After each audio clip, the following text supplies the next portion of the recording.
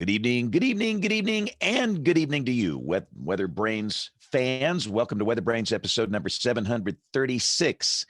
This is the weekly show that is all about weather. This is the pre-show, magical time of the show where we do three things. We share boring personal stories, humorous anecdotes, and we say very outrageous things. So let's get the embed code going here. Now let's invite everybody else and we'll see if we can make this thing happen. You know, I think it was 4 weeks ago tomorrow that I got the flu, and I'm still struggling. Not contagious anymore, but my voice is about 77%, and energy level is not typically as high as it should be. But this thing just lingers. I've talked with a lot of people that have had this, and it just lingers for a long time. So it has been a long journey, but we're getting there. So let's see if we can get our folks on the line with us on this Tuesday night special.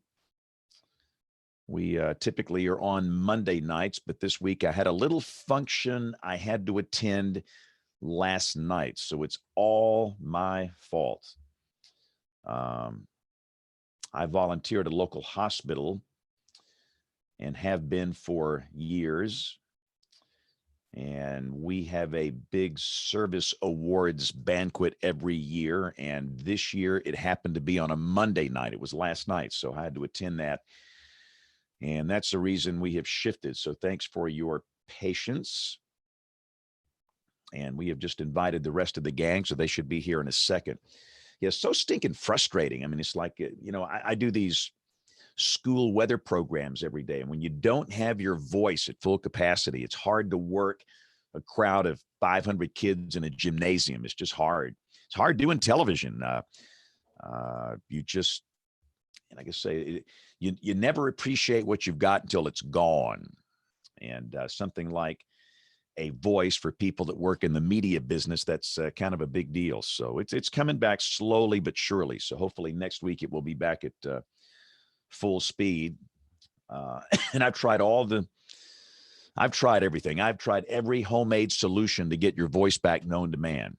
And it just isn't working. I say it's not working quickly. It's coming back better. In fact, I was at a gym today at a big school, and I think that's the best I've sounded in maybe, since the flu came on here 4 weeks ago. But anyway, we'll get on here and move on. Bill, you got the flu this week? Nope, no flu for me. I had it last week. Oh, you did? Or the week before. Can't remember now. It all runs together. It's just like the frustrating part for me is just the fact that it lingers. I mean, tomorrow's going to be 4 weeks. Right. And, well, I thank you for making me optimistic because I've had it for 2. So I feel great now. It just, you have the drainage and the cough, and I just had to tell myself I'm not going to cough anymore. I got bronchitis coming out of the thing. In fact, they did a chest x-ray to be sure I didn't get pneumonia. And I've not used a sick day in 25 years. I don't get sick. I mean, this whole thing is a new experience for me. So it has been nasty. It's been a bad year, and it's going to get worse. Yeah. We better start digging a hole. I'm laying in food and water.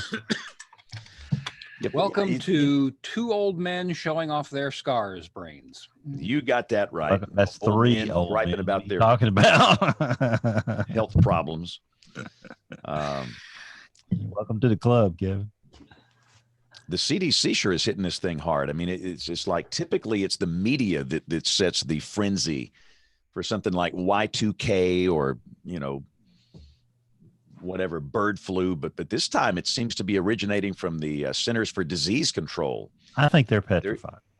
Where they're using some really hard language here. And boy, that's getting the media totally whipped into a frenzy. Well, we're petrified in the hotel business because, I mean, I could see massive disruption of travel and all of our internal things on the, totally separate from the CDC and any governmental agencies. All of our hospitality organizations are saying this is potentially cataclysmic for our industry. Ooh. Well, I noticed the Dow's dropped 2,000 points in 2 days and 2 sessions, which is not good. Yep. This is going to be the test right here. Hey, How's it? how you doing? Is this AJ? Yes, it's AJ. How are you? AJ, good. Thank you. You're the brains behind this operation, huh?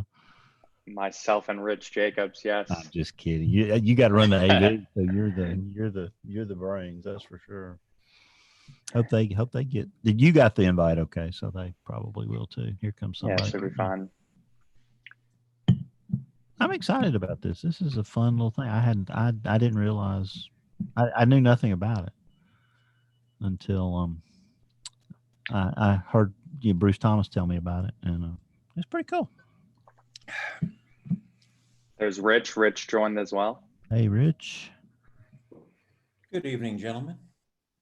Where are you tonight, Rich? I am in Dallas. Woohoo! Channel 4 Warmer here in News, Boston, Dallas, where I live. Fort Worth.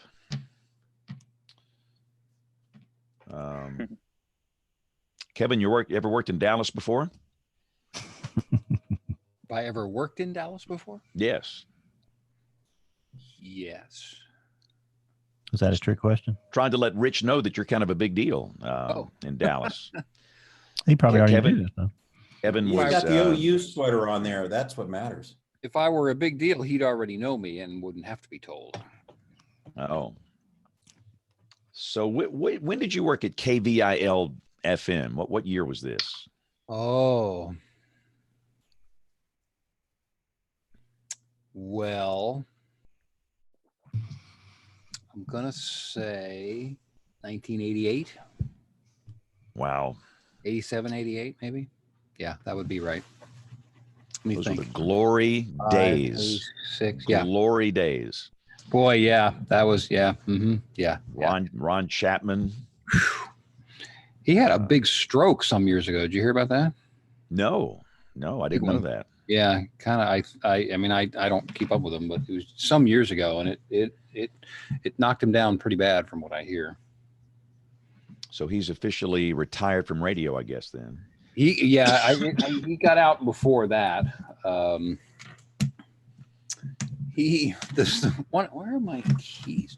The one story I heard is I think he got into real estate kind of on the side by accident, because after I left there, I think he went and built a house in Florida, on the west coast of Florida, and did it at the right time. But for a couple of years, he actually spent his summers there doing the morning show from there. And it was this big secret because, of course, you can't not have Ron in Dallas. But they faked it for a year or two in the summers, and he was there. And then Mel Karmazin came along. You remember Mel Karmazin? yes. Yes, because it was CBS at that time.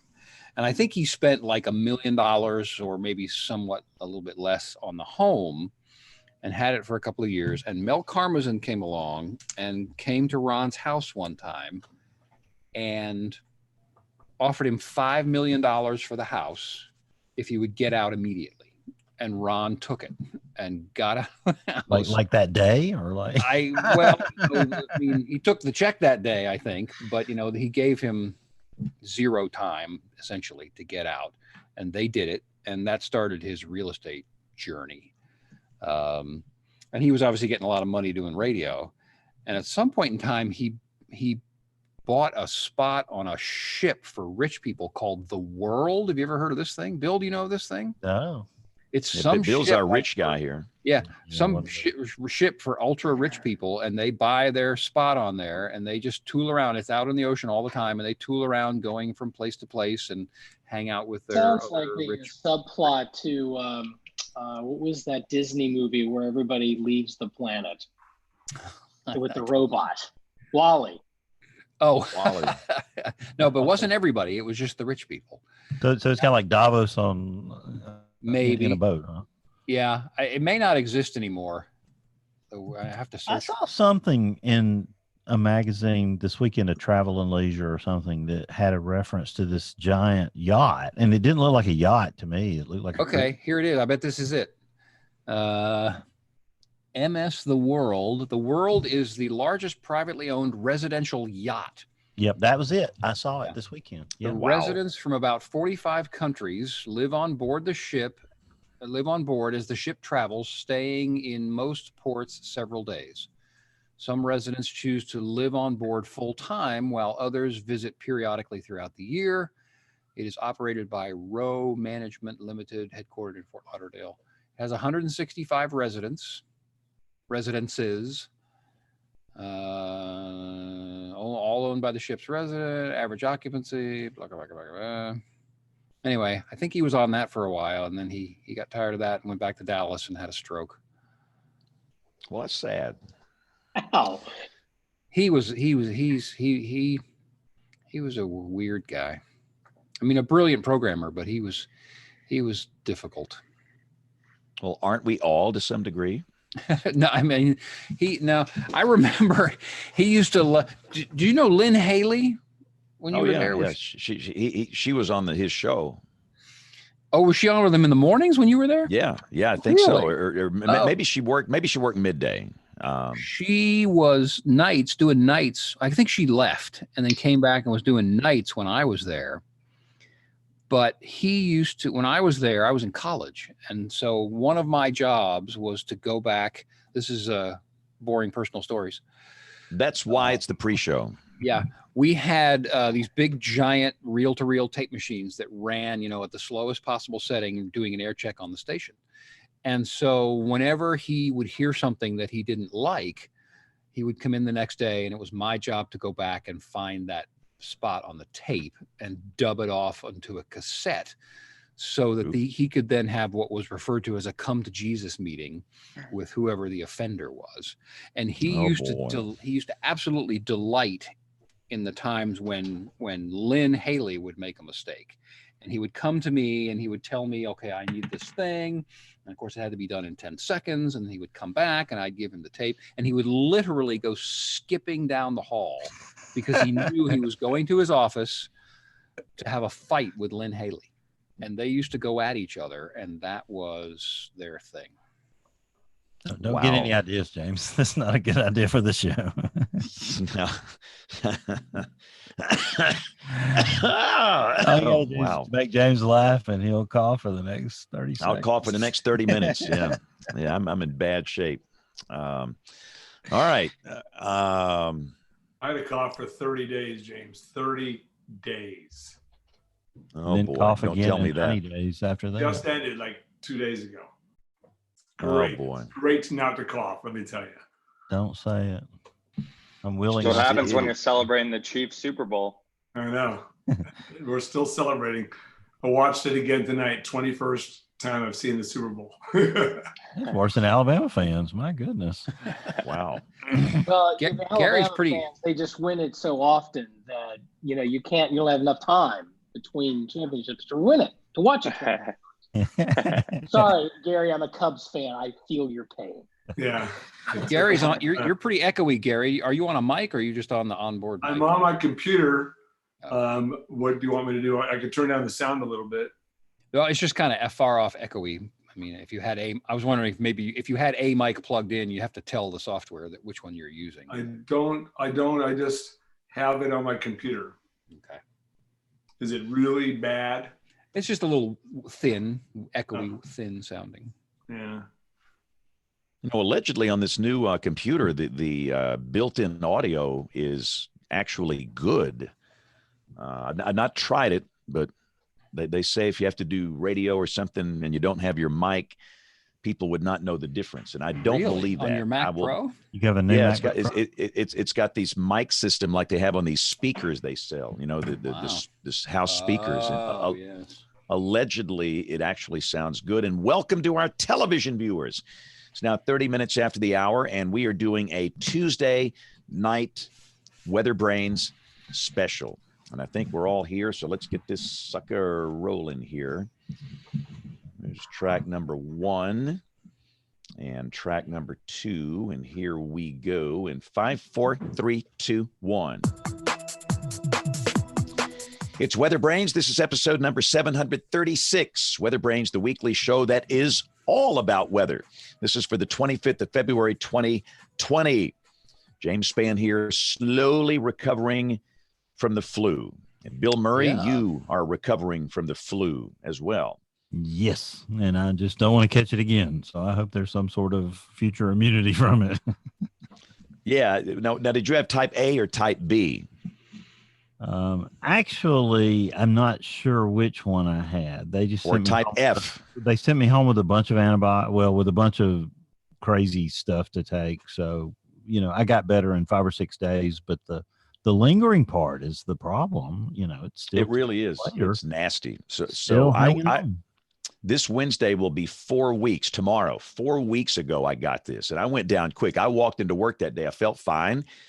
And within 3 hours, I had a 104 fever and had the chills, and I was shaking, and it was not good. And I mean, and I don't get sick. I have not used a sick day in 20 years. I can't remember that happening.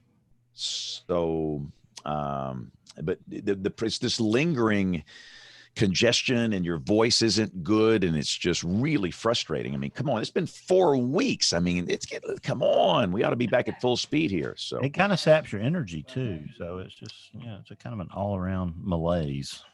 Yep. So Kevin, if you see me and Bill passing out, you take over. Okay. Yes, I will. I know I was worried about this weekend because we had our local home and garden show this weekend, and you have to stand there and shake hands and kiss babies and stuff like that at those things. And I was like, oh my God. And our female anchor, she got something. She went home early today, but I feel good, knock on wood. Oh, I have breaking news though. Breaking news. Oh Yeah, boy. All breaking right. news. We'll stand by. We have to get ready here.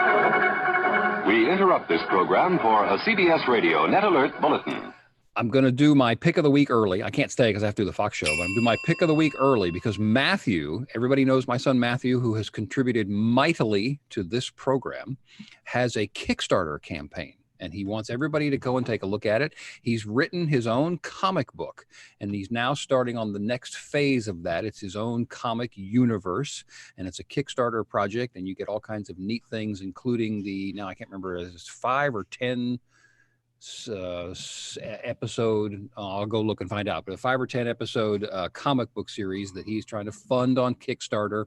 I'll have a link in the show notes as my pick of the week, and I appreciate everybody taking a look at that. Sorry to derail the program. No, Kevin, I mean, but see, this is good. He can support pop. See, that's the way. That's right. No, it's absolutely what should happen, that he should support pop. That's right. The sooner he becomes president of Marvel, the sooner I can stop doing this program. Exactly. That's what I was going to ask. To retirement. Marvel or DC? Which one? Yeah, no, he's definitely a Marvel guy all the way. And the sooner I can stop this program, the better. Yeah. And that's a show title. How old is Matthew? He's 19.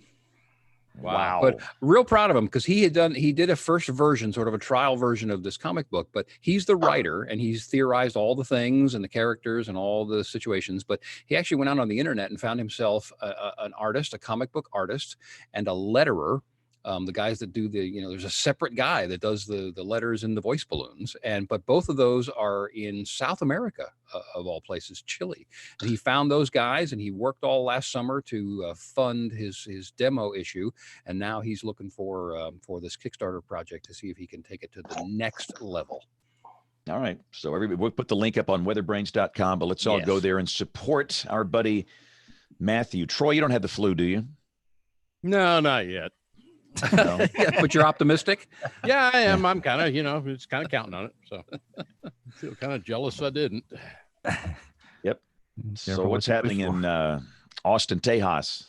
Not much. I mean, we got up to 68, actually 68 today. That beat my actually about 3 or 4 degrees off on the high today. It's a beautiful day, lots of sun around, a few clouds, and watching a disturbance move through the area now with the atmosphere is pretty starved for moisture, but you actually see this thing moving through and it'll usher in some of that colder air from Kevin's way, coming down across the area overnight. In fact, Kevin, I mean, they were expecting a few snowflakes, and even I noticed the weather office at Norman, no, Kevin Clazel, I guess, was telling the people up there it could be a few snowflakes or up along the Red River and places like that tonight as this little disturbance moves by. Yeah, they're kind of drying as they come, but yes, our Yeah. northeast and eastern counties during the overnight hours, so it's not a big deal. I mean, will I wake up at 2:00 and see if a few snowflakes are flying? Of course, but that would be about it. Yeah, and this little thing's moving through here. Temperatures right now are in the 50s here, which has been quite pleasant. And like we said, a beautiful day today across the area. Yep. So let's play the game. Where is Nate Johnson?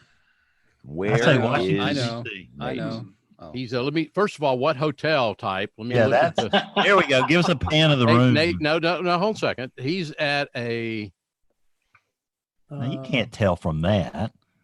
Good. Yeah, Actually, show around. Come on, Bill. I mean, you're Bill the can head of tell. hospitality here. Frequent You viewers, tell me where. That is not the Fairfield Inn, I would frequent viewers of the video version of this program have seen this piece of art before. I've stayed in this Oh, hotel 3 different times. Oh, I've been really? in 3 different rooms, and all 3 of them have this piece of art hanging in them. Oh. Hold on, I'll give you another clue. Hold on. Is it Good deal. is it a major chain? Yes. Okay. Marriott. he was going to give us a clue, and then he turned off his video. Yeah. I Yeah, know. but I'm say, turn the camera off. I mean, come on, No, man. but I realize I'm from like South Texas. But was that a dog in a suit? Oh, he's got, what is that? A dog in a suit. Some colonial-looking pillow. This is the flag of the District of Columbia on a pillow. Oh, okay. And they have these on all the beds. I'm in the Embassy Suites, God, I was gonna say Friendship Heights, and right on the board. I can see Maryland from my room, but I'm technically. But can you see Russia? that. No, I was gonna say, at least you're not seeing Alaska. Yeah. So what's in the Washington occasion, this week Nate? What's for, going on up there? Just in for some meetings this week with our station here just down the road in the northwest part of the district, and having some chats about some future projects, that one that's already underway and another one that's getting ready to get underway here shortly for them. So always loved coming to Washington, D.C. I got off I took Metro up from the airport this afternoon, and I just, you're coming across, getting ready to cross the Potomac, and you see the Washington Monument in the distance and the Jefferson Memorial and everything. And I texted my wife with a picture just from the train, just from Metro. And I'm going, just something about being in Washington, D.C. on a Metro train, looking at all of the nation's history and everything as we pass by, just puts me in my happy place. I don't know what it is, but I love coming to D.C. So who is on the weather staff at Channel 4 now at WRC? Our chief meteorologist here is Doug Hammerer. And then our chief meteorologist on the Telemundo side is Joseph Martinez. And it's interesting that both of them are AMS CBMs. And Joseph is one of, I think, fewer than 20 Spanish language CBMs in the country. So really proud of that. And then we've got a really solid team top to bottom here in DC, and I'm looking forward to seeing them tomorrow. Does Bob Ryan ever come by anymore? I don't know if he does. I see him at conferences more than I see him here, although I think we're supposed to sync up at some point. It may not be this visit, but the next one to go cause some trouble downtown, and we'll leave it at that. Hey, let me jump in on something Nate said, because I found this really interesting. I've been visiting with a bunch of people up at National Weather Center, and there's one of the researchers there, Joseph, and I'm going to pronounce his last name wrong, Trujillo, I think, but he has been doing a lot of, what is it? Trujillo, I think. Trujillo. Yeah, he's been doing a lot of research on the Spanish speaking side of weather. But he told me something interesting not long ago, and this is for especially students and up and comers. The Spanish speaking Mets and graduates are getting placed way higher market size wise than they might otherwise, because because there's such a demand for them. And part of the reason is there's apparently a perception on the part of Spanish speaking audiences that a lot of the television weather people on the Spanish stations are not credible. And so they will watch the Spanish speaking stations. And I guess Nate can speak to this too with all the Telemundos, but they will watch the news on the Spanish speaking stations and switch over to the English stations for the weather because of the perceived credibility gap. Is that I'm not something saying a you thing. or I'm not Nate? saying a thing. It's something that we are doing our best to effort. We have a number of our meteorologists on the Telemundo side, either, we're looking to hire broadcast Mets with meteorology degrees or certification, SEALs, that sort of thing. Yep. In places where we have people who don't have the credential, we're paying for them to get it. Yeah. Sending them to school, whether it's Mississippi State or something on campus or something else, because we've gotten to a point where Spanish language TV is growing. That you think of English language TV news as a pie that keeps shrinking, but on the Spanish language side, it's getting bigger. And we've mentioned on this program a few episodes ago how places like New York, Miami, Houston, the number one rated newscast in terms of both households and key demographics, regardless of language, is not an English language broadcast, it's a Spanish language broadcast. And it's our opinion that Spanish language viewers deserve the same level of credibility that we're delivering to English language folks. And that starts with having degreed or certified and credible meteorologists on the air. Yep. So that's a good tip for anybody wanting to come out. Now, in fact, one of my students, she's bilingual and she's polishing up those skills. And another one has actually started taking Spanish now because she recognizes the opportunity. And I will say that one thing, at least when we're looking at the credibility picture, it's not just the meteorology certification, but it's also how good you are on the air. And that's one thing that we're having a problem with is that, some folks will double major something in college, but the Spanish really isn't really comfortable, conversational, and what we would consider TV ready.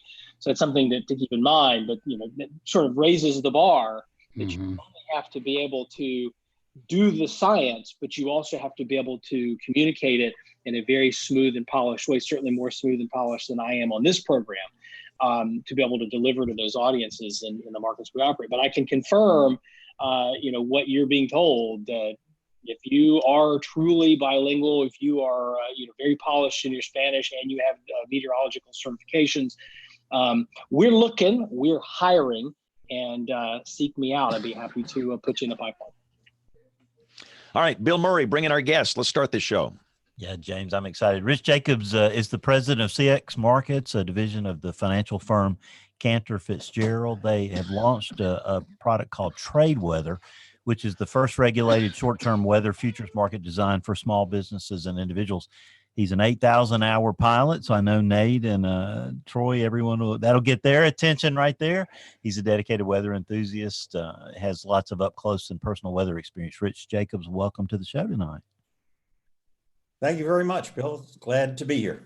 Yeah, we're excited you're here, and we've got some of your associates and colleagues with us. First, I'm going to introduce our 6-time Emmy-winning meteorologist, 41 Action News, KSHB in Kansas City, founder of Weather 2020, and a frequent guest on WeatherBrains, Gary Lezak. Welcome back to the show. Hey, thanks a lot, Bill. Great to be here. Support Trade Weather, tell you about Weather 2020, and answer any questions. And it's just great being part of WeatherBrains tonight. Thank you. Yeah, Gary Troy Kimmel here. Good to see you, man. Good to see you. Thank you very much. So you're still celebrating that Chiefs victory in the Super Bowl, huh, Gary? Yeah, it's been a 50-year ride. Now, I grew up a big Los Angeles Rams fan. Came to Kansas City in 1992. Started in this market, so I've been here a long time, and a huge Chiefs fan. So we're still celebrating. I might be a little obsessed with it because I've seen the Super Bowl now like 20 times. Wow. Yeah, that's a familiar. They win every single time I watch the game. It's amazing. Yep, that's what we do it in Alabama too. So it's good to have you with us, Gary. Thanks for joining us.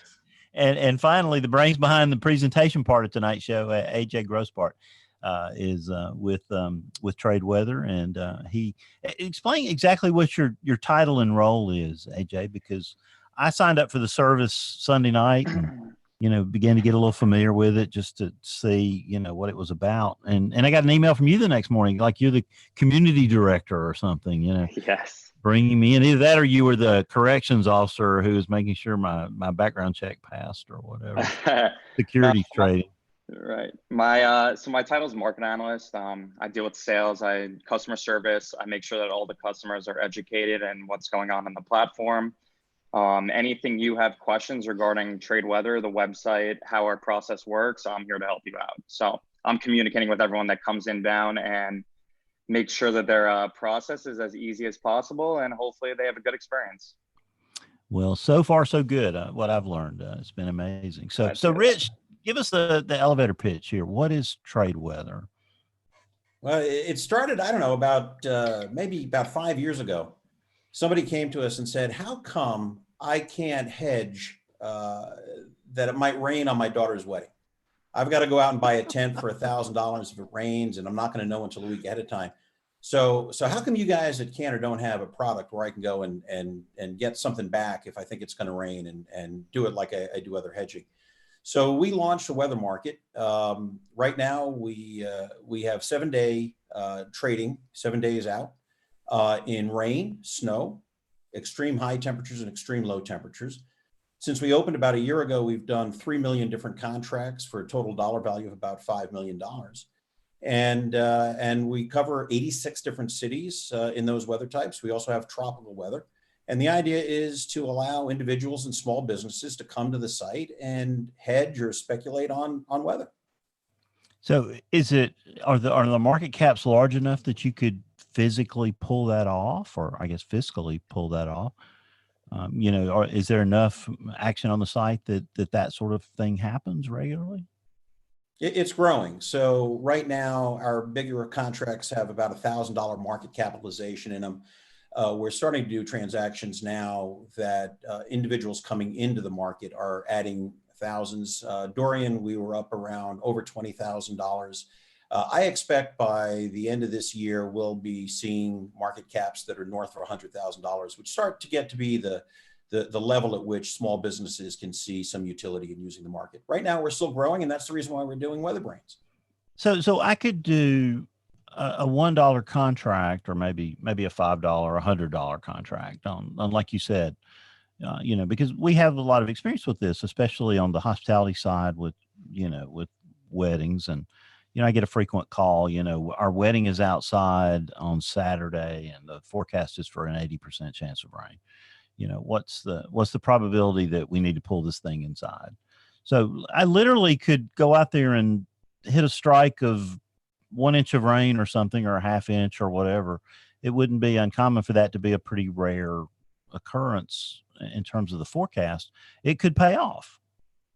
That's the exact model we're looking at. And like I said, we are trying to build the market, so the market caps are still relatively small, but we're starting to see that. Even in Dorian, we had some folks down in the West Palm area who were positioning for where Dorian would make landfall. Would it make landfall? There was a lot of discussion in the Dorian case of it making landfall in that part of Florida. Of course, ultimately it made landfall in the Outer Banks. But we had some folks with property down there who could not cover their deductibles, and so they came in and they used the contracts for that purpose.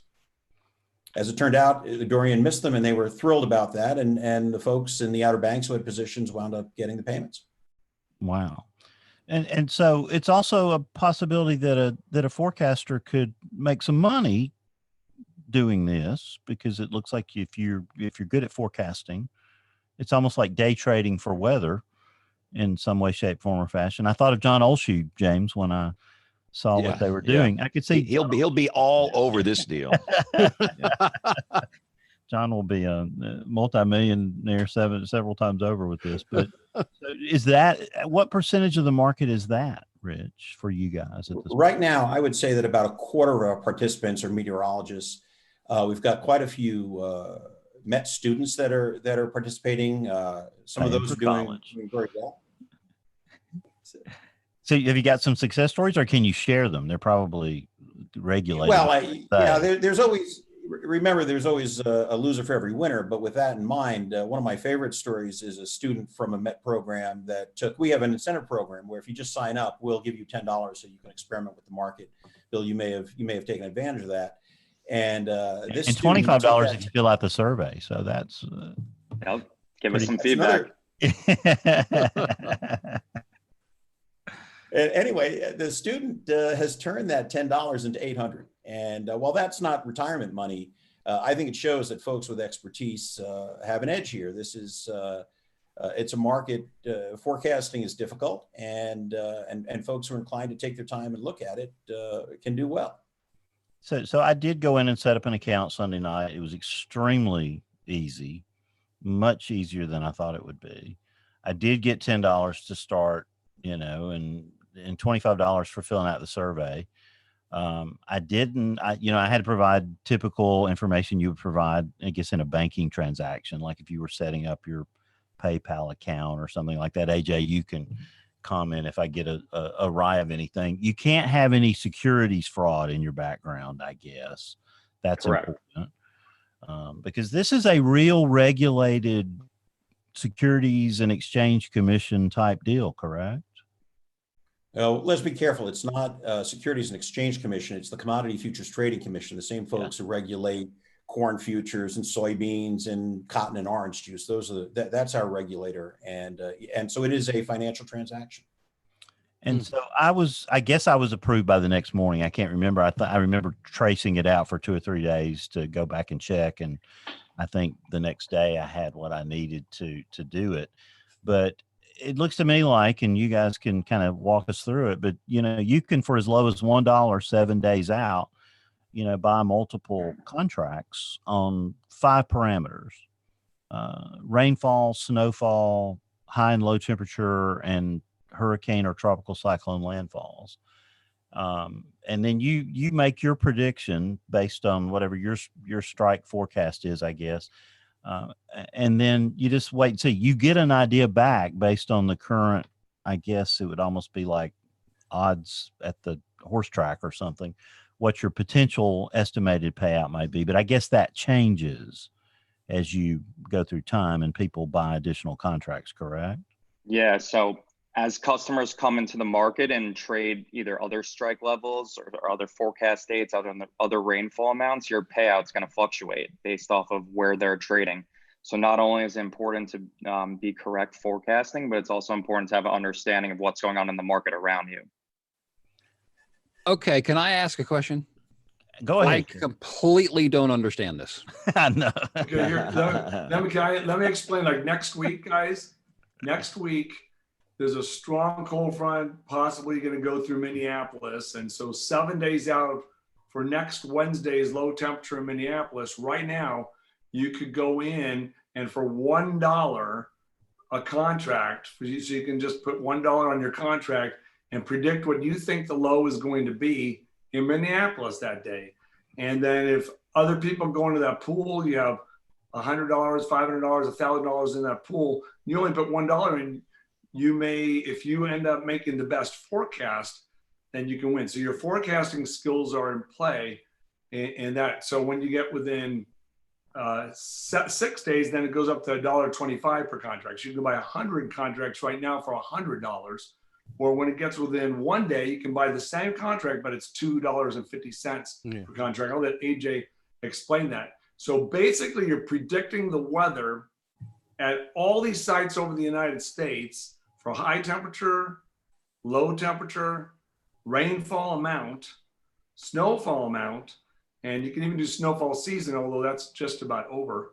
And then one of the most exciting pools every season is when we get the tropical season, you predict the landfall of where tropical storms and hurricanes are going to be. And if you get within 75 miles of where that hurricane is going to make landfall or tropical storm is going to make landfall, you'd be in the winning pool. So that's how it works. Okay, so and I'm not being flippant here. Why is this different than just gambling? Like Facebook, I bought a Facebook stock for I put $500 into Facebook when it was $20 a share. And but Facebook is making money and returning money to stockholders. Well, I hope so. I just sold it, so I did make some money. So that's good. Yeah. Well, but but I again, I'm not being flippant, and I'm being as respectful as I can because I don't get it. But I mean, is it just a pool of money, and whoever does the best gets it? And then why is Cantor in this? Are they taking a percentage or something? Yeah. So that's a good question, right? So we return all the money that comes into the pool back to the pool. right? So whatever money is collected. But the idea is that there are folks, we have a case coming up now where we have somebody who's running an outdoor event, and we have an energy company that's taking the other side of that, right? The outdoor event people are concerned, they want to be compensated if there's rain. The energy company is looking at the probabilities of rain, and we've been able to marry the two in a transaction. That's the economic purpose here, Kevin, that we're talking about. Yeah, there's certainly some speculation, but that's true in soybean futures and every other futures market. So the idea, though, is that you can move your risks. If you don't like what the weather is doing, or you're concerned about the cost of that weather, you can move that risk through this market. I'm sorry, the two parties in your example were who? An event and who?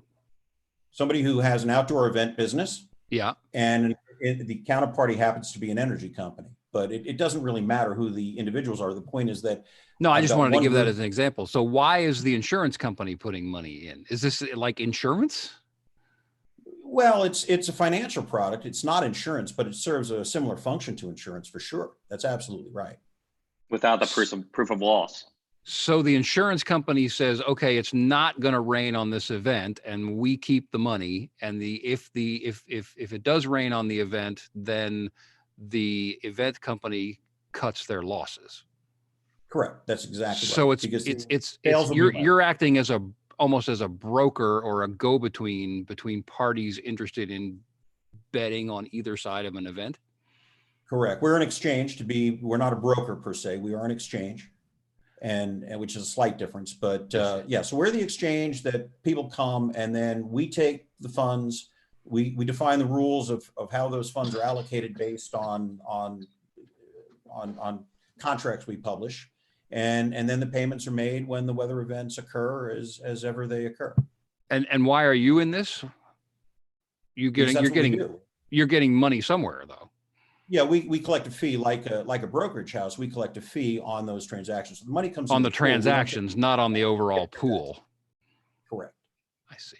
Okay. And talk about how those fees are calculated, Rich. How much are they? Are they 1%, 3%? Do they vary? What's the fee structure? They vary. If you're 7 days out, it's 2%. It goes up to 4% if you're trading the day before. The idea was to create an incentive to get hedgers into the transactions as early as possible. We understand that people will want to do trades as it gets close to the weather, so we have that provision. As you pointed out, the contracts are more expensive as we get close to the event. The fees are slightly higher, but the real key is the business we're trying to develop are the forecasts that are about 7 days out. And so you mentioned a transaction around Hurricane Dorian where a loss payee didn't want to, lose their deductible or at least hedge that risk. Talk about, what they would do. Would they go and put, $100 in a contract, assuming that they would get a payoff that would equal their deductible? How would that work in that transaction? That's the exact transaction. So I think Dorian actually, the final payment for this particular storm was about 5-to-1 in round numbers. So that if you had a $25,000 deductible, which in that part of the world is not unheard of, a $5,000 purchase of contracts would have covered that $25,000 deductible. Now, as it turned out, the storm didn't hit there. Somebody else wound up with the premium they paid. That went to somebody else. That's one of the things that makes it different from insurance is the insurance company doesn't give money back to all the policyholders if it turns out that some bad event happens someplace else. So whatever we take in goes back to the participants in the market, depending on where the damage was, or the storm landed, or the rain fell, or the temperatures were cold. And so just less the fee, which is your transactional arbitrage for handling and it's a very slick interface. AJ can speak to it. Yeah. The data that it ingests and how it works. It's very snappy. So I guess you're pulling in weather service data for this, for the actual outcomes. That's exactly what we do. We pull in, typically we use the CLI. We can use other metrics if they're relevant, but the CLI is the one we use. Part of the reason we use the CLI is because it comes out, for the stations we're using, it comes out fairly quickly, and we can get those settlements out to people by noon the day after the weather event was measured. So AJ, can you show us a transaction and let us look at what it looks like? Is that Yeah, I'd love to. possible? Is that legal to do? I'm not sure What? where we can do. How what about this? I'll share my screen. Let me know if you can see it okay, and then we'll go over some of the trading examples. The one Gary brought up actually for low temperature in Minneapolis might be a good one. So let's see if I could share my screen. And be sure and kind of describe it as you go through it, because a lot of people are listening and not watching. Definitely can do that. Okay, I can you will see my add, screen okay? Yeah, Yeah, so we can good. see it. Perfect. Okay, so this is our homepage. This is trading.tradeweather.com. So when you sign up for an account, you'd go into this. This would be our user interface. So you'd start up with. As you can see on the top, you receive $10 right away if you trade now. So if you get started, we'll give you $10. And as well as Bill mentioned, if you do a survey, we'll give you an additional $25. So your feedback after viewing this podcast would be great, and we'd give you $35 to get started. What we want to do to make sure that this is as simple as possible for people to kind of get their feet wet, so to speak, is to view the different active snow markets, different active rain markets, etc. So our homepage shows you which marketplaces actually have the most amount of trading right now. So we're looking at snowfall for Wednesday, March 4th. Currently, Chicago has 1,000 contracts traded. For Burlington, Vermont, Thursday, February 27th, you can view there's 856 contracts traded, and so forth. As you scroll down, you can view the most active rain markets, most active low temperature markets, and the most active high temperature markets. So let's use the Minneapolis example that Gary brought up. And I actually have that loaded. You just click on Minneapolis and it will take you to the user interface, our map. Just give it one moment. And you guys can see us okay? Yes, it's perfect. Yeah, looks good. Great. Okay, so we're loaded up now. It's going to show you a map with all the 86 cities that are available to trade on. We'll start from the top. So as mentioned, if you want to trade the next forecast date, it's going to cost you $2.50. You can't trade Wednesday anymore because to trade for the following day, it closes at 5 p.m. Eastern. So Wednesday trades closed at 5 p.m. Eastern today. The next forecast date is currently Thursday. The cost per contract, so if you want to trade one contract, like Gary mentioned, will be $2.50. As you get farther out, so if you go to Friday, it'll be $2.25. Saturday, $2. Sunday, $1.75. Monday, $1.50, and so forth. So it goes down 25 cents per. And in this case, this Minneapolis trade is 7 days out. So the cost per entry is only $1 per contract. So let's take a look here. So what we do is provide different forecasts based off of what different stations are forecasting. In this case, it shows that AccuWeather is forecasting the low temperature in Minneapolis for Wednesday, March 4th to be 24 degrees Fahrenheit, whereas NOAA is forecasting 19 degrees Fahrenheit and European model is forecasting 16 degrees Fahrenheit. So let's say that I thought that the European model was most accurate and I wanted to, and especially on longer term trades, and I wanted to follow the European model. I thought that 16 degrees would be the forecast and that'd be the low temperature for Minneapolis on Wednesday. I'd go over to the graph.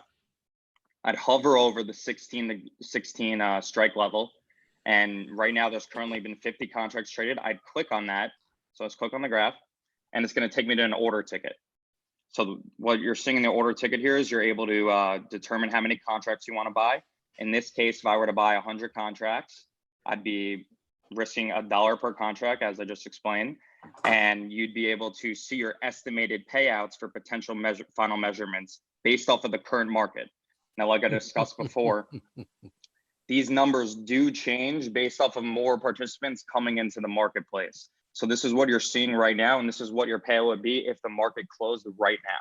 So in this scenario, if the low temperature was 16 degrees Fahrenheit on Wednesday, March 4th, and I risked $100, if I was correct, I'd get a payout of $474.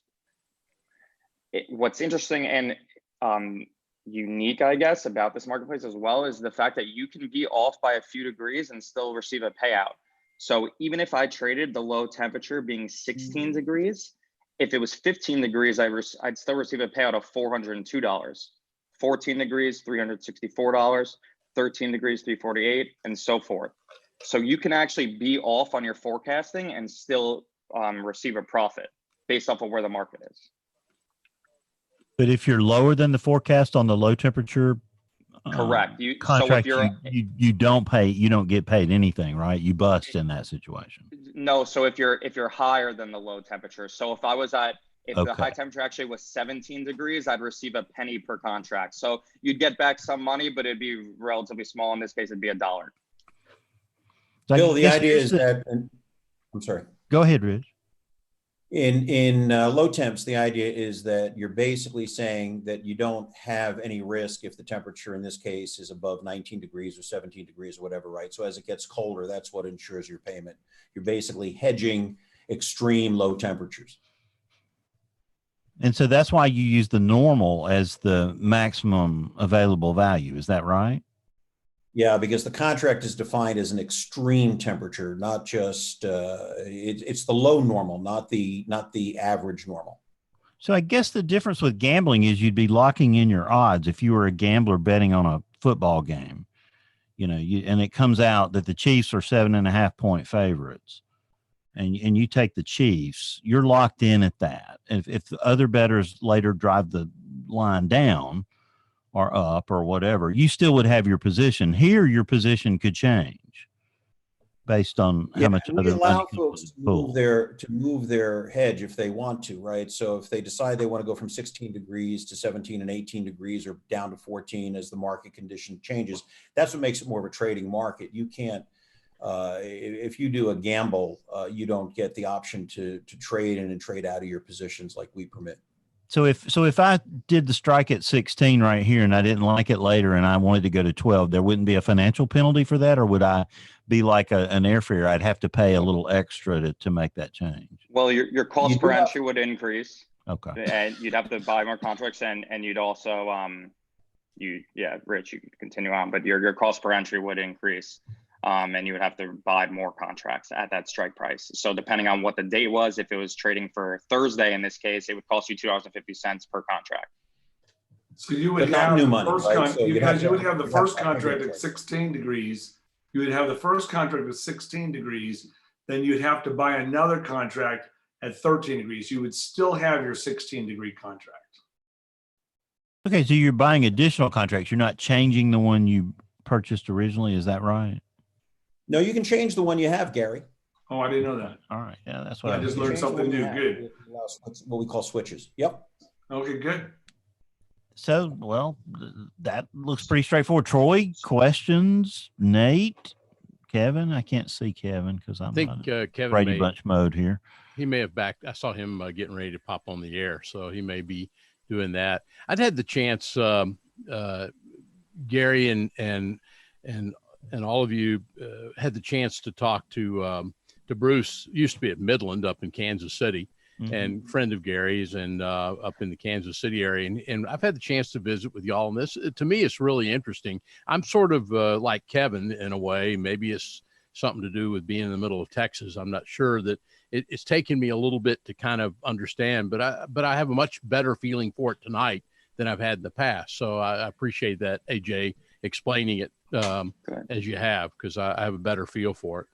I'm glad to hear that. I can also, this is one of the markets I wanted to kind of give you an example. I actually have some other examples for how high temperature works, rainfall, snowfall. I think after going through all of them, you guys might have a bit of a better understanding. And of course, I'll field questions as I continue. Could we, AJ? One of the points I'd add to is we think this has also got some ensemble, it's crowdsourced, but some ensemble model value for folks who are in the academic side of it, right? If you can look at the probabilities here, you get the market sense, which is, a collective meteorological view to the extent that we've got METs in the market. And like I say, about a quarter of our folks are that right now. It does give you a bit of an ensemble forecast for either temp or snowfall or whatever the underlying market is. Can we see like the snowfall forecast from Miami for next week, or? So I think what the forecast is going to be for that. So there's obviously not an active marketplace. Damn, AJ. So you're not going to have a big market cap on that one, Troy. How about the snow forecast for Barrow, Alaska? Okay. So in those type of scenarios, you won't have a participant who wants to take there actually being a measurable amount of snowfall in Miami, so that market won't actually exist. Okay. Yeah. So you got to have an It's active like- trading partner on the other side, somebody who Exactly. takes the contract. Okay. It's like buying and selling stocks. If you have Right. stock that's worthless and nobody wants to buy it, then you're stuck. Yeah. I think that's the same thing here. You have to have somebody who's willing to sort of hedge against, sort of play the game, if you will. Differing opinions and differing forecasts are what makes this market. People have different opinions. They're able to go against each other and do that sort of forecasting, and that's how we get people trading in different levels, and that's how the market caps increase. So we had a food truck business in Los Angeles that apparently a trace of rain in Los Angeles is enough to keep people from going outside to a food truck. And so we had a food truck business in LA that was willing to do the transaction because it wipes them out. They literally get no business or almost no business if it rains in July or August because it's so unexpected. Now it doesn't do that. So the payouts they were looking for were on the high range, 50 to 1, 100 to 1. I'll pay $1 for the insurance if it's going to pay me $100 back. But there's a real use case where somebody was interested in buying rain in Los Angeles in July and August because if the payouts are right. Now, obviously, at even money, no one really wants to buy that transaction. But that was one use case that we could accommodate. So Where if somebody wanted to buy rain in Los Fontainebleau Angeles, in Miami wanted to buy snowfall, as Troy said, in Miami Beach, just keep putting it out there. People could go and bet against them and pay off handsomely for a while until 1977 occurs and it actually snows in Miami Beach. So I want to take this in a slightly different direction because I don't know that there's any other place where weather forecasting, call this, sort of the weather forecasting component of this, is regulated by the federal government. I'm very interested in or is it what agency is it that's, I know it's not the SEC. CFTC. CFTC. Is that a federal group? Commodity Futures Trading Commission. So let's be clear. The forecasting is not what's being regulated. It's the financial transaction, the integrity of the financial transactions, right? It's the fact that you've created a financial instrument. And I think, Nate, your point's exactly right. There's no other place where there is a way for meteorologists and others to transact in weather. There are big insurance company products that do that, and those are regulated by insurance regulators, right, at the state level. But for a product of this nature, it's regulated as a futures contract by the futures regulator, and it's the financial transaction that's regulated, not the forecasting at all. Okay, all right. Are you using this data, how contracts, I'm trying to think of a parallel here. We go back to, sports gambling, and I get this isn't gambling, in the way that sports gambling is, but you see, week out, like I'm flipping back and forth between a couple of things, including the NC State Carolina game, because I've been of a vested interest in one of those teams. And, at one point, a couple of days ago, I think Carolina was a 1.5 point favorite, but that line has moved over the last little bit, and people are using that as a gauge to determine, how good or bad these two teams are going to be relative to each other. So I'm interested, are you at Cantor Fitzgerald backing out any of the forecast data here to use in other ways? For example, if you're looking at extreme temperatures or snowfall or that sort of thing, are you using this to counsel other clients or to make direct purchases on, let's say, the Chicago Board of Trade in terms of future contracts or short-term future contracts for things like commodities? We're not doing that at this point, but I think it's important that one of the things that we get with our regulatory license is a requirement to make this data public. So everything you see here that AJ is showing you is inherently public, and it's available to all folks to do exactly that kind of analysis. And that's one of the reasons why we're allowed to conduct this activity is producing this information is relevant to the market. How it's used, obviously, I'm guessing if I had 5 Mets in a room, they'd all use it differently. But nonetheless, that's the whole point: is making that data, accumulating that data through these transactions, because they're real money, they're validated, right? Folks are not throwing their money away, presumably, and so that public, the fact that we publish that data publicly, hopefully, and the policy guideline is that it can be used for people to figure out, maybe making better forecasts by taking some of the market data into account. And AJ, can you go to the independent meteorologist site so I can show what I'm doing as a part of this, and a few other meteorologists? Go to that. I got involved. Bruce Thomas bumped into Rich, and we heard about this whole concept, and I got pretty excited about it because I've got weather2020.com and the LRC, and I'd love for them to make a category. They haven't done it yet for a 30-day or 60-day or 100-day forecast, because I That's not going to be a fair fight, Gary. You just here we go, James. I'm ready for James's pipe in, but the weather pattern is cycling regularly. And James, just for your note, April 10th. All right, there's going to be a 90% chance of a significant severe weather outbreak, and April 10th. Write that down. All right. So I'm writing it down as we speak. April 10th. It'll be Oklahoma, Texas, east to your area in Alabama, but it's going to be more centered towards East Texas.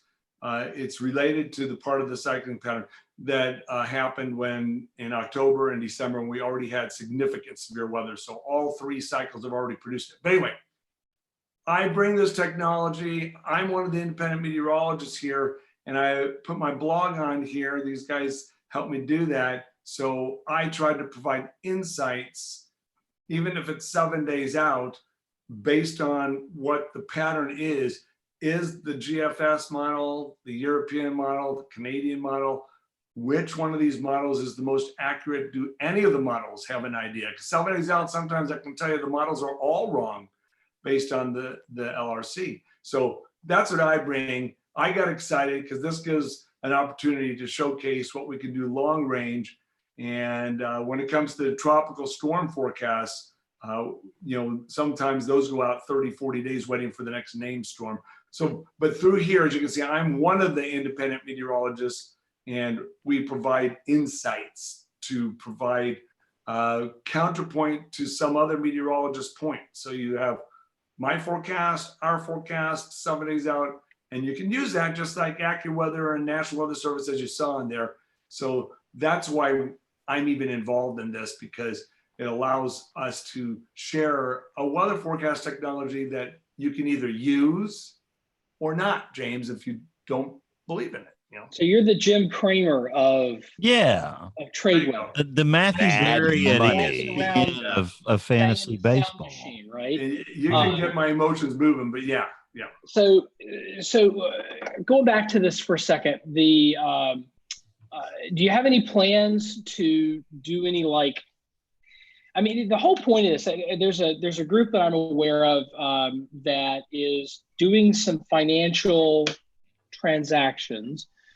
Trying not to give away the secret sauce here, but they're playing markets, commodities markets, based on their interpretation of longer range forecasts. And they are actively, it's sort of like a fund manager where they have a pot of money and they're buying and selling contracts based on longer range forecasts because they believe that they can out forecast the model.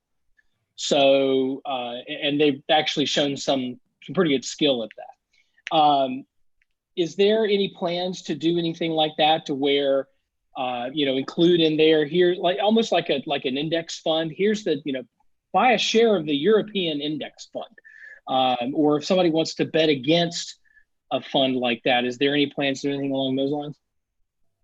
Yeah, so when we look at the folks who are in the weather markets right now, right, it breaks into really 2 groups: the short-term weather forecasting types, which is what this website focuses on, and then the folks who are doing longer range. And Gary, as Gary mentioned, we've had those conversations about doing longer dated transactions based on subseasonal or annual forecast, whatever it happens to be. There are two different markets, and we've talked about doing both. We think this is the market that right now doesn't exist. The other market is actually fairly large.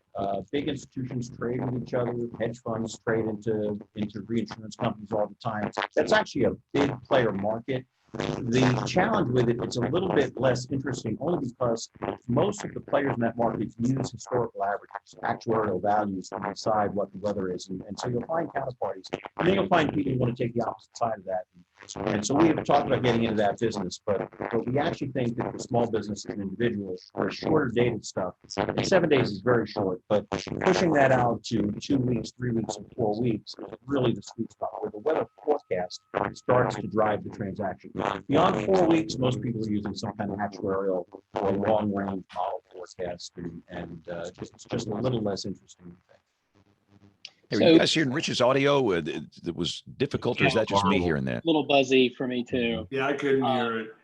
Hey, AJ, if you can go back to the temperature or one of those other forecasts on there, just for an example.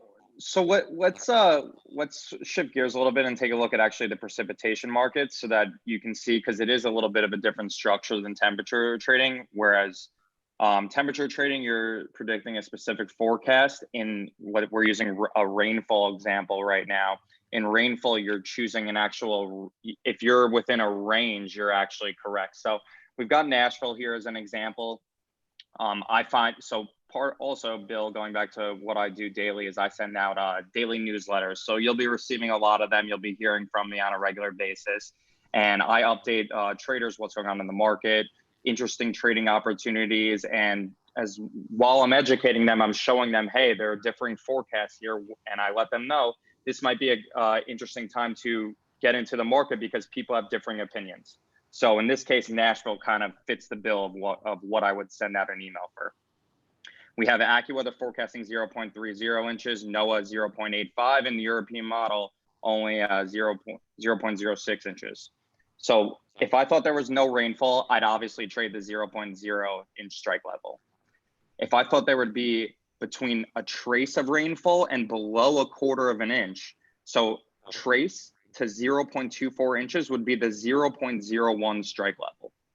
If I thought there'd be below, if I thought there'd be a quarter of an inch to just below a half an inch, I'd trade the 0.25 strike level right here, 0.50 to 0.74, 0.75 to 0.99, and so forth. So in this case, let's say that I thought that NOAA had the best forecast and I wanted to follow them. I thought there would be between 0.75 inches and 0.99 inches. That would be where NOAA's forecasting. I'd click on the 0.75 inch strike level. And based off of the current market, about 10% of the traders think that there's going to be in that range. So I click on that strike level. And I'm able to view my payout, as I showed you before, as well as the other payouts if I'm wrong, but based off of where other traders are, what I would still receive. So not only could you be wrong on, not only could it be above an inch, but it could be all the way up to 1.75 inch strike level, and you'd still receive a payout based off of the current structure of the market. Because no one has a higher amount. Is that right, AJ? So no one else has traded that level. And also the current most amount of contracts bought are actually at the no rainfall strike level. Now, what I'm thinking is that participants might end up doing a strike swap, which Rich brought up earlier, where that trader can switch their position. They would have to have a higher cost of entry. But based off of the market right now, I would take advantage of the fact that the most amount of money, currently 35% of the market, is actually on no rainfall when there's a lot of rainfall being forecasted.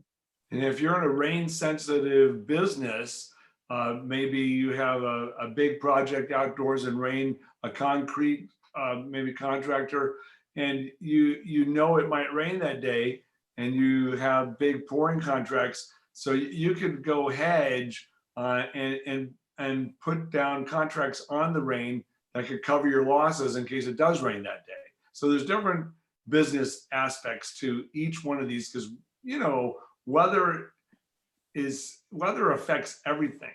I mean, the dew point temperature alone when it goes up 1 degree from 69 to 70 to 71 degrees, the amount of people that go to ER, I've talked to an ER doc, and he says that 1 degree rise in temperature causes an extra 100 people to come into their ER. It's amazing. And same thing with rain and snow and weather affects everything. So there's a whole business, depending on what business you're in, you can hedge right here and cover your losses at the same time on either side of it. So that's how I see this being a more business aspect. So are these, is the data that's being considered, AJ, is it midnight to midnight, 7 a.m. to 7 a.m.? Midnight to midnight. Okay. Midnight to midnight. Yep. Do you guys have like a simulated ability to learn this for noobs? Like in a lot of stock trading companies, they will give you, $50,000 of play money, and you trade stocks and options just to see how to learn it. Do you have that option? So we'll give you $10 to sign up, and then $25 for your feedback.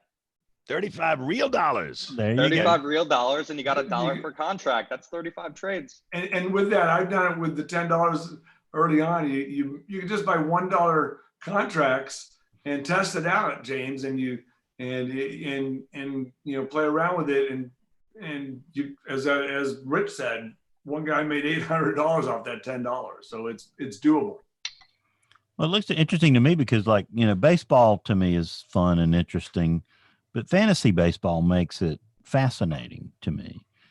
And I pay attention to, the Matthew Berrys of the world and people who give you advice because I want to know if, Jose Altuve is going to be able to steal 40 bases this year or whatever. You're looking at the first Matthew Berry of weather and Gary Lezak. There you go. So, this really makes it really interesting. And $1 per contract, that's fairly low barrier to entry for sure. Obviously higher contracts when you start getting good at it and when you're, hedging things, but it certainly gives you an easy way to get into it. And it's a very clean, positive experience for me so far, just getting acquainted with it. And this tonight helps a lot. How much money you made in this thing, Bill? I'm still sitting on my $35, James. I haven't. I'm ready to get started as soon as I can find some time to play with it. But this explanation tonight was really helpful. So I would imagine a lot of our young listeners and viewers that are maybe high school students that love weather, have a passion for weather. They're seeing this thing and thinking, hey, man, I'm going to do this. Is there an age limit to this? 18 and over. All right. So it'll cut out most of our high school kids. As soon as they turn 18 on their birthday. AJ, is there any way on your screen there? I'd be interested in seeing the cities that we can look at. And I guess it depends. Snowfall is going to be less cities or. Definitely. So right now, that's a great point. So how it works is all of these cities that have the certain dots, right? The white dots are the city. This is 7 days out. So right now we only have two trades made 7 days out. The reason for that is the market did just open up at 5 p.m. Eastern, not 2 trades, but rather 2 cities being traded. You could trade any of these cities on the map. And once there is any sort of money on that location, the dot will go from white to green. So you'll know that there's a pool started in that location. So, and if you were able to scroll down, we're looking at rainfall here, right? This is rainfall. Okay. Yeah. In this example, we're looking at the rainfall market. So currently we have two markets set up for Atlanta, Georgia and Nashville, Tennessee for Wednesday, March 4th. Okay. And to the left of that, we also show, just to give people who might be looking to either start their own marketplace or to get an idea of what's being forecast across the country, we show them what the current highest forecasts are across the country. Yeah. So are you pulling that data off the Weather Service NDFD grids, or are you, how are you pulling your NOAA forecast, AJ? So Rich, you might have a better insight into how to give the best answer for that. We have a data hacker. I think we still lost Rich's audio here. Rich's audio is bad. Yeah, I don't know if you can maybe rejoin or reboot or something, but your audio has gone total silent on us there. So sorry. Which hotel are you in, Rich? compare hotel internet here tonight. Nate's is behaving really, really well at the Embassy Suites there. Well, this is interesting, guys. This is fascinating stuff. AJ, I had a question that I put up in chat. I don't know, Rich said he could answer it, but we'll throw it to you, see if you know. So you mentioned that trades for the next day close at 5 o'clock Eastern time. Yep. That would put a 3-hour disadvantage on trading for West Coast cities. Is there any thought to, all these cities aren't moving. So right. Any sense in saying, LA contracts close at 5 o'clock Pacific time.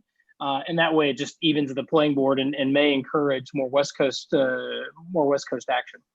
It's an interesting point. We've definitely thought about that, but I think the rule is, and Rich can correct me if I'm wrong, that it has to be a consistent marketplace where same thing as the stock market, it closes every day at 4 p.m. Eastern, 1 p.m. for people in California as well. Expiry time has to be consistent throughout the marketplace, regardless of your location. Yeah. Makes sense. And am I back? Or am I still? Oh, you're much better. You're much good. better. Okay. Much better. Much. Embassy Suites. It looks like there's a little you disconnect have a there, better service than I do. What can I tell you? Nate always I'm at the buys the Embassy premium Suites. upgrade, because he's on the big expense ticket. That's right. He paid for that. I didn't.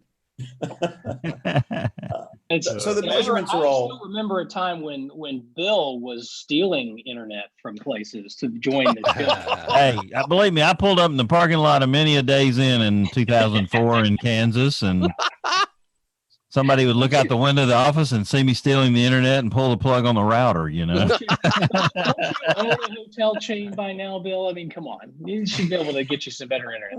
Oh boy, believe me, now there's some pipelines going in these hotels, and one access point per room. Internet is more important than hot water now in a hotel. Almost. Yeah, exactly. Well, until it comes time to take a shower, and then I'll get the internet for 5 minutes to have. And this is I got this fancy hot water heater. This is a funny story because in January, we got some water appeared on the floor. Welcome to hot water heater brains. It's really funny because this thing is Wi-Fi enabled and Bluetooth, and I can control it from my app. And now we never have hot water. We have the biggest hot water heater we've ever had, and it's taken me like 6 weeks to learn the curve.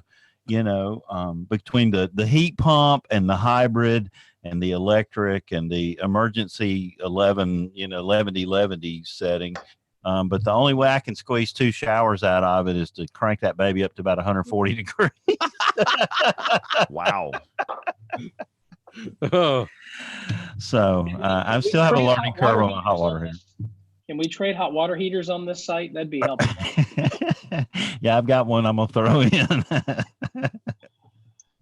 Hey, where do you guys get the European model data, like this rain output? How do you know what run that's from? How's that data gathered? We've had James. No one asked that question before. Like I said, we have a data aggregator for them, and so that's a good question. We'll come back to you on that. Okay, because my interest would be which cycle, where'd it come from? So that would be a very interesting answer. Don't you have to pay? Don't you have to pay for that to use it? Like I said, we're getting from the data aggregator, so whatever it is, it is. But don't you have to pay for it to use it? Well, we have a relationship with the data aggregator that presumably is doing whatever they have to do with it. Oh, who's that? It's AccuWeather. AccuWeather. Aha. Yeah. You mentioned Kevin's favorite 2 words, Facebook and AccuWeather tonight. Yes. The same show. Well, look, I've been jumping in and out of this because I've had to do the Fox show, and I'm clearly not smart enough to understand it all. But I've heard some discussion of derivatives.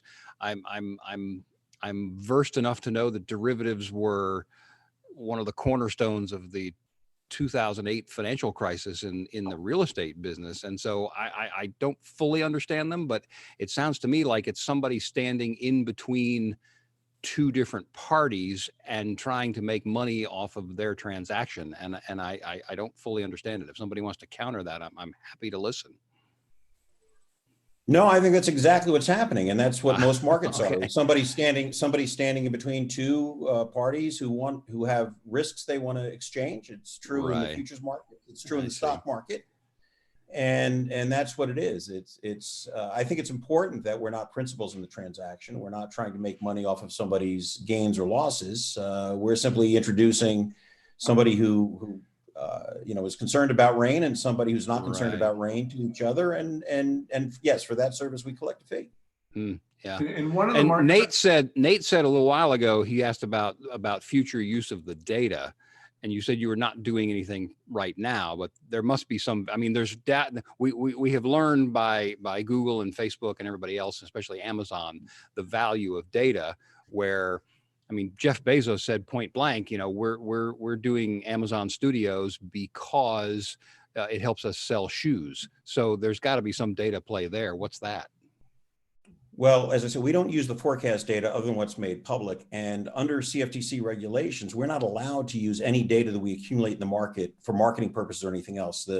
Because we're a financial market, I think the financial markets are a little bit ahead of the Facebooks of the world in terms of seeing how this kind of stuff can be abused. And we've had regulations for a long, long time regarding that kind of use of data. Right, but in the future, will you find some value in this data other than just the transactional thing between the parties? We can't use the data. That's my point. We are actually prohibited in the regulations from using that data in that purpose. That's not true of Facebook. I see. You don't have Section 230 like tech does. Well, What is interesting. Section 230? That's the Communications Act section that allows Facebook and Google and whatnot to not be responsible for what's put on their platforms. Okay. Well, let me ask you guys. So here's your pitch.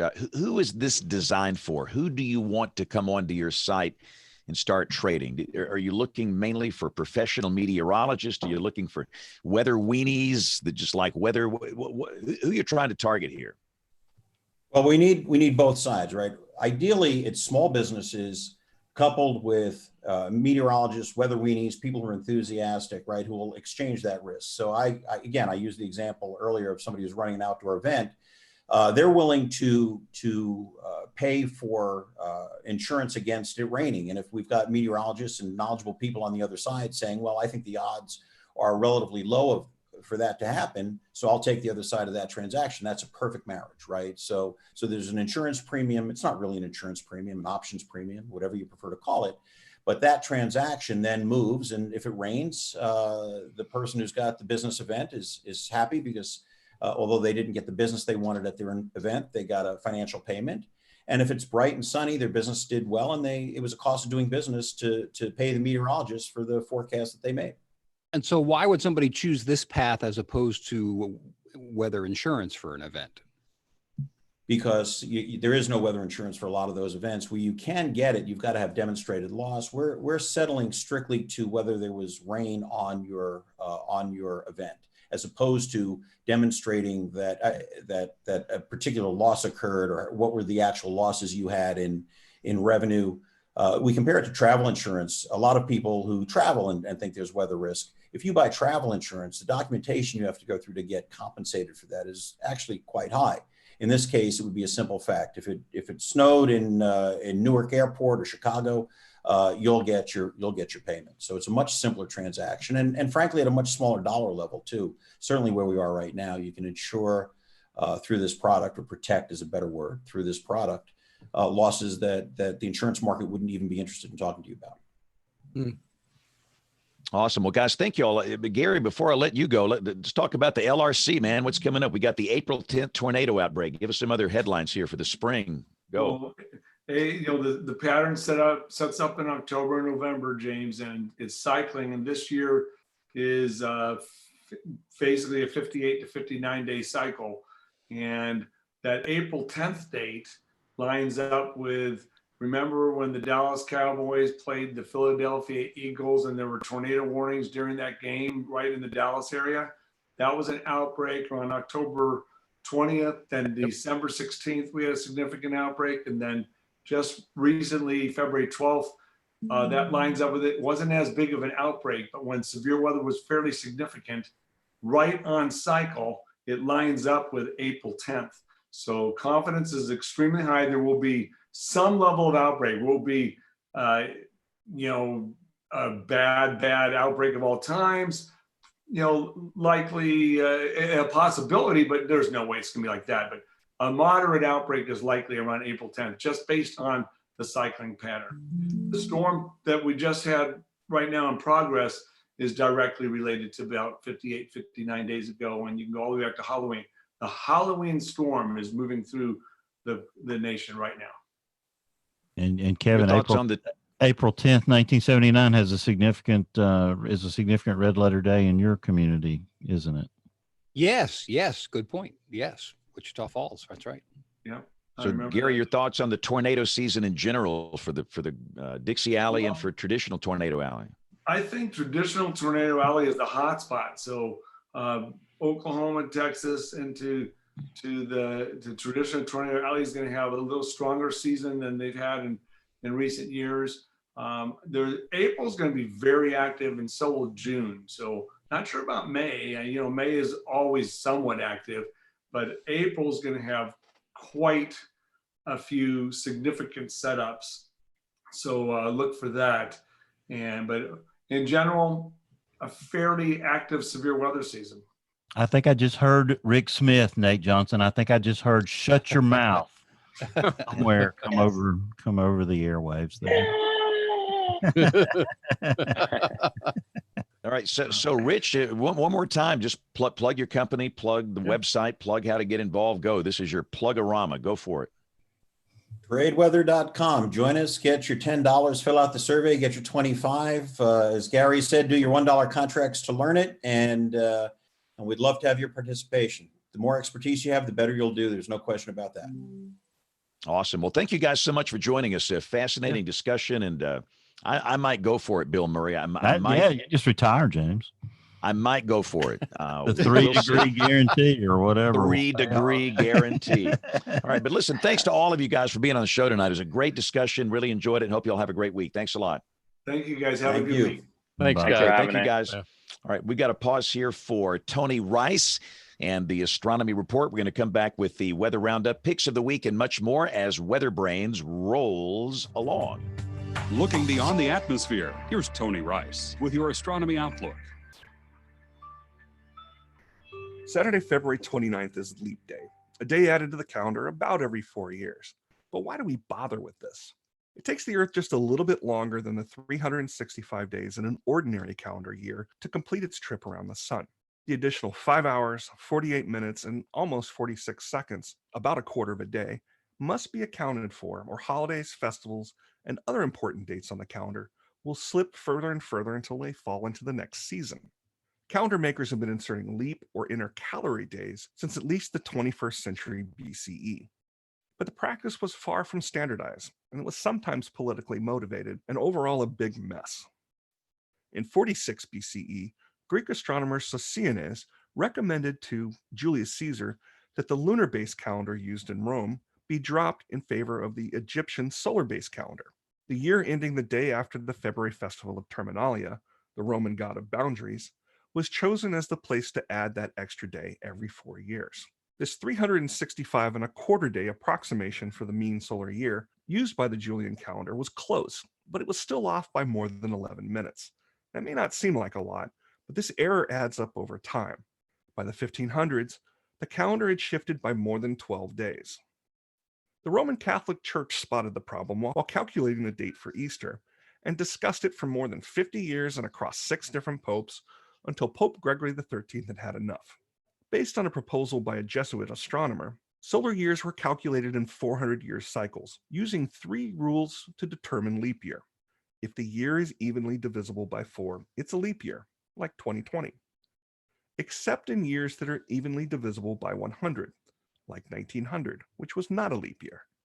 Unless that year is also evenly divisible by 400, like the year 2000, which was a leap year.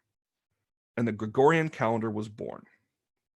Now, while these resulting rules are a bit more complicated, the results speak for themselves.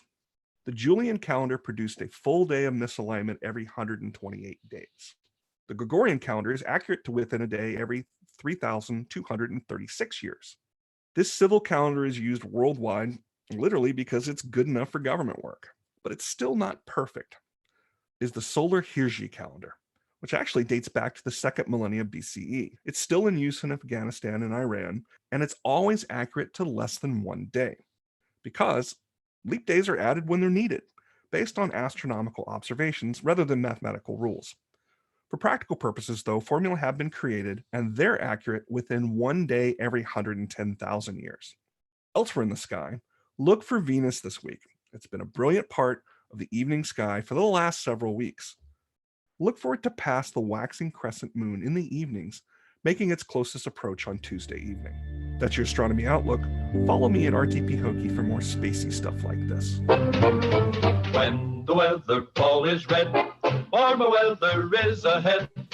When the weather ball is white, colder weather is in sight. When the weather ball is green, no change in the weather is foreseen. When colors blink by night or day, precipitation's on the way. All right, the time for a weather roundup. We're doing the show on the 25th of February, 2020. And Nate, you got a risk of severe storms up there tomorrow, right? We do. Looks like we'll have some storms rolling through the district right around 10:30 tomorrow night. Damaging winds being the biggest threat. And we've already had tornadoes in this neck of the world earlier this month. So this is not even our first round of severe weather this year in the district. And that's going to be a big talking point. Otherwise, weather today was rather disappointed that the weather was poor, and I did not get the river visual 1-9 approach to Reagan National. We just flew straight into runway 1, which the view was not very good because the cloud deck was very low. But other than that, after that, it turns cold. We'll have highs much cooler and lows with a slight chance, a little bit of snow here Friday night here in the district. So some changing weather coming. So, Kevin, you got a blizzard coming tonight, right?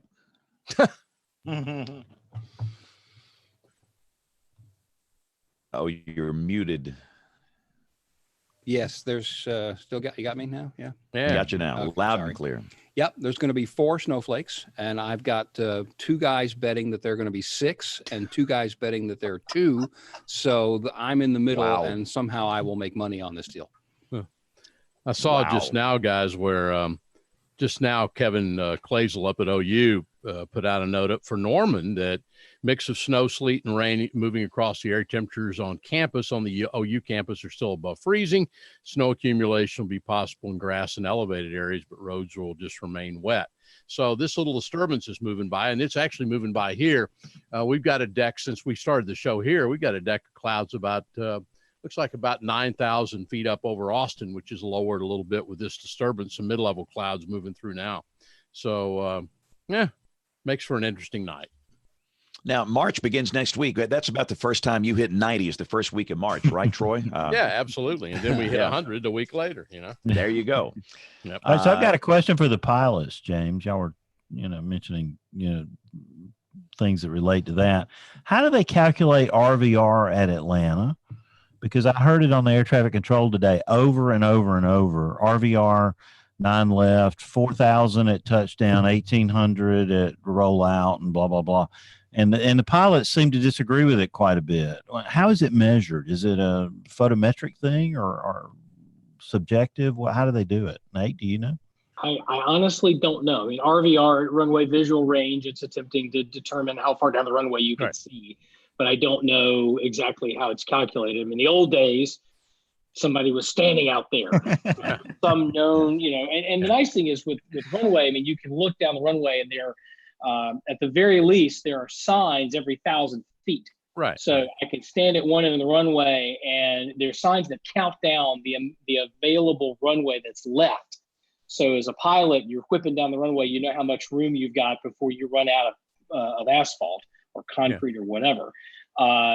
So that's easy enough to do, but I don't know if that's, I imagine that at most airports where they do it, it's probably being done automatically. My guess is there's some sort of, like I said, some sort of photographic or photovoltaic sort of object that's doing that.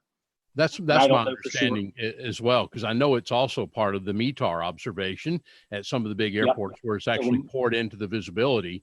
You'll see it show up there. So I think it is done via technology, but I don't know. That gives me an excuse to go out to Austin Bergstrom and spend time out there and find out what's going on. But I think that's what's interesting. What's interesting is you typically only see it at the bigger airports where you're likely to have a huge weather observer. So there may still be a human component of this. Yeah. Also something that gets thrown in there would be tower visibility as well. Right. Which obviously requires a human being in the tower to be able to say how far away can you see. And then that's what happens with the tower visibility. If the tower takes the visibility over and it becomes the prevailing visibility, the surface data then goes into the comments. They fall in the surface weather observers, which are normally the contract weather observers for the FAA. They sort of fall at the end of the ob, and that's when it'll say, 2 miles in fog.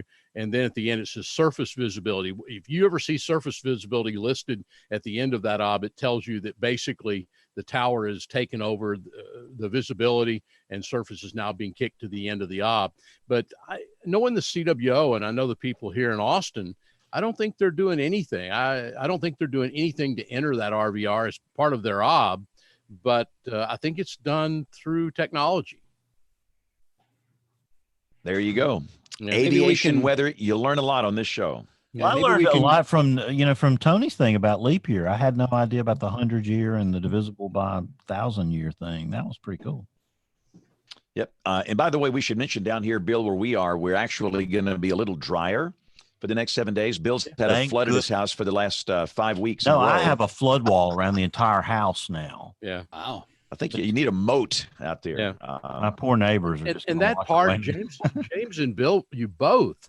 And I don't mean to go negative on this, but Jesus, horrible deal up on the Tennessee River up near Pickwick up in Tennessee, where 2 high school kids in a fishing tournament a couple of days ago on the Tennessee River up there.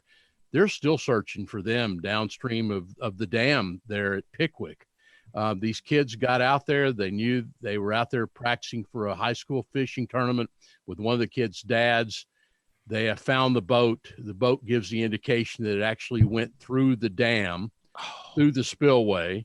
And they're now still looking for these 3 people in a search, the kids from Obion County, Tennessee, up there. And it's just a tragic story. But you look at that river is angry. Just all the water up on the Tennessee there in middle and western parts of Tennessee down toward northeast Mississippi. And it's just really horrible to go and read these stories about this search. It's been going on for 3 days now. Yeah, it's horrible. And the river flooding's been just brutal down through here. The crest is actually down at the Mobile Delta now. It's come all the way through West Alabama, the Tom Bigby, the Warrior, and now the Tensaw, the Mobile River, and this is down approaching Mobile Bay. They're in flood down there. But again, the pattern here is drier, at least for the next 7 days. Good. Which is good. And we might see 3 or 4 snowflakes tomorrow night, maybe 4. But Bill Murray, I got to go. It's time for the late news. So you take the picks of the week. Go. All right, let's do it. Kevin, you got a pick of the week for us. I do. I mentioned it at the top of the show. I'm going to promote again, if I may, Matthew's Kickstarter for his comic book project. And the link will be there on weatherbrains.com. And I certainly appreciate anybody taking a look. Kevin, I looked at that. It's really cool. I mean, it's thanks. hard to believe someone that's related to your lineage has come up with. I'm kidding with you. You know that. No, you're exactly right. He's much smarter than I am and better looking. It all comes from his mom, and I'm just here trying to, because I have a little megaphone to promote things. So yeah. Well, I will leave it where we started it. Pop gets a check at some point. So. Yeah, there you go. Think that's an inspiring story, though. No, it is. It really is. Well, he's very excited about it. He's put a lot of hard work into it, and I'm thrilled that now that Troy has insulted me, he's also going to donate to the campaign. Absolutely, I'm telling you, no, it's really cool. It's a cool webpage that you shared with us, and it'll be on the WeatherBrains website. Go look at it. It's worth the look. It really is impressive and very creative. So it's very nice of you to say. Thank you. Yeah. Hey, Kevin, I think you suggested Dr. Roger Waxler, and was it you that suggested that? The audio thing. Yes. Yeah. He signed up for March 30th, which is really exciting.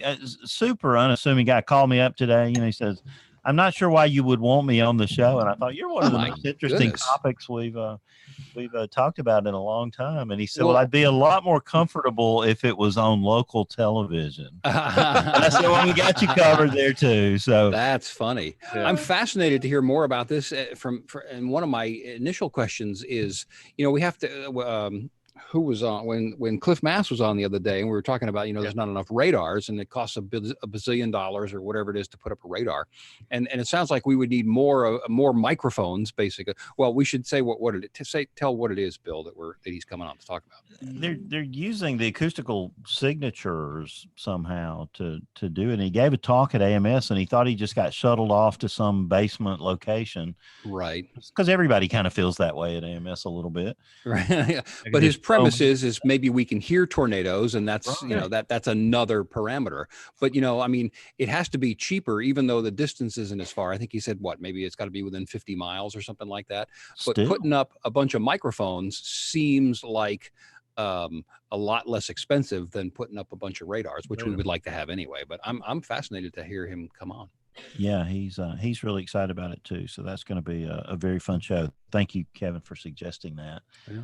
And we got that going on. And part of, you mentioned Cliff Mass. Marshall Shepard had an article about Vic Gensini and what he's done running the wharf on, using Raspberry Pi. He's going to join us next Monday night to talk about that, because we had a last second.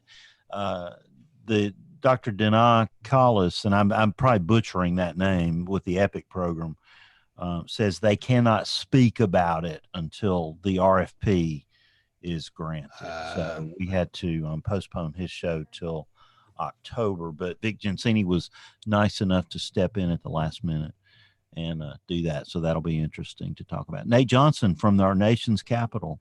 After you fix all the problems up there while you're there this week. Hang out, Nate. They don't pay me enough for that.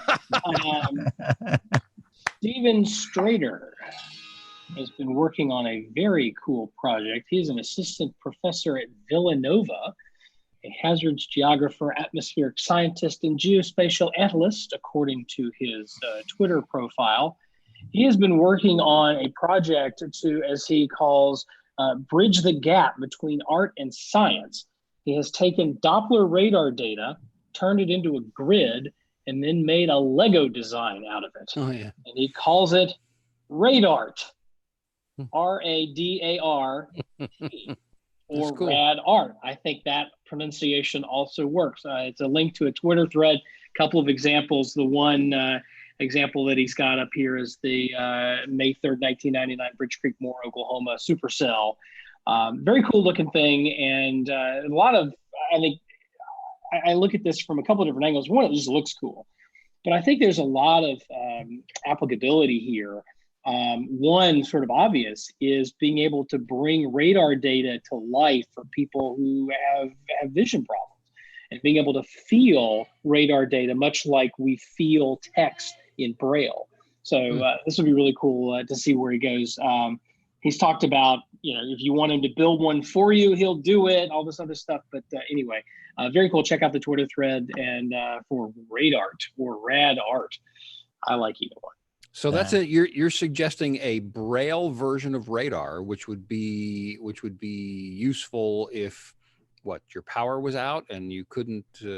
Well, no, I think it's not a lot. I'm kind of joking, but I see what you're saying. It's kind of funny. Yeah, I mean, the idea here. There's a fella that I know I met through the WASIS program who lost his sight. So he was born with vision and progressively lost his sight as a teenager. But he's a severe storm spotter and is really plugged into weather. Very fascinated by it, always has been.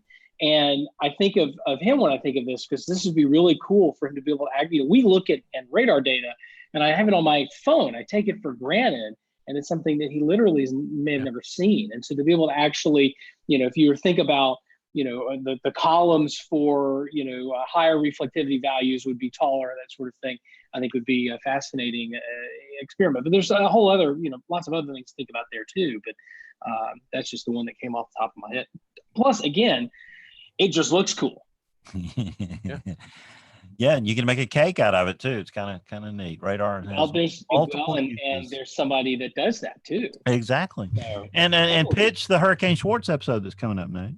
yeah. So our meteorologist senior meteorologist at NBC 10 in Philadelphia has written what he calls a Cli-Fi book. And it's not a science fiction; it's climate fiction about a weather forecaster. Very cool stuff, and looking forward to having him. Those of you who remember a few months ago, he was on with Steve Sosna just talking about Philly weather. It was a great episode, and looking forward to having him back to talk about this book he's been working on for quite a while now.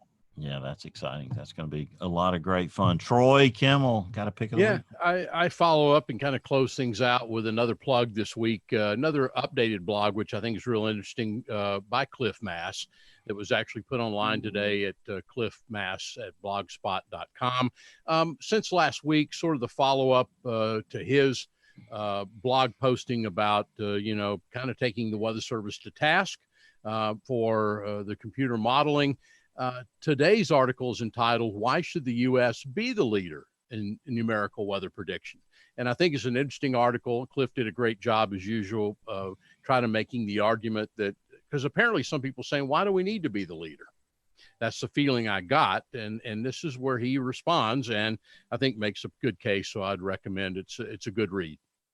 Always a great read, Dr. Mass. We'll have to have him back on the show again. He'll frequently get on our radar for sure. I'm excited about the May 3rd, 1999 show. Someone mentioned Bridge Creek. We have landed Gary England, forecaster from Norman, and I get his name wrong all the time. Kevin, you can, maybe you know who it is. Doug Spagner, I think is how you say it, or something close to it. He's going to join us, I think. And so we're excited about that. And that's going to be a fun show on April 27th. And Rick Smith will be here. Now, of course, we need to check with Gary Lezak. There might be something going on in the pattern on April 27th. I hope not. But anyway, so that's just a few of the guests that are coming up, and I would take the foghorn otherwise. But any other business we need to bring before this group, gentlemen that are left tonight? I make a move that we adjourn. I second that. All in favor, say aye. Aye. Well, WeatherBrains is the weekly netcast all about weather. We generally record on Monday nights, tonight's special show because of James's schedule, but we've been doing this thing forever. How's it long now? We've been doing it 36 years, Nate. Is that right? Or is it 30? Some days it feels like that. It does. But I kid. if you're new to the show, you can access, of course, in most of the ways you consume your weather podcasts. All of our social media accounts are on the website at weatherbrains.com. And if you got any guest suggestions or comments or didn't like something that somebody said, email at weatherbrains.com is the place to send it. But till next Monday night, I'm guest booking officer Bill Murray saying have a great week. And as I always tell you, keep an eye to the sky because you'll always have something fun to look at. All right, gentlemen. A pleasure, everybody. See you next week. Thank you. Take care. Bye-bye.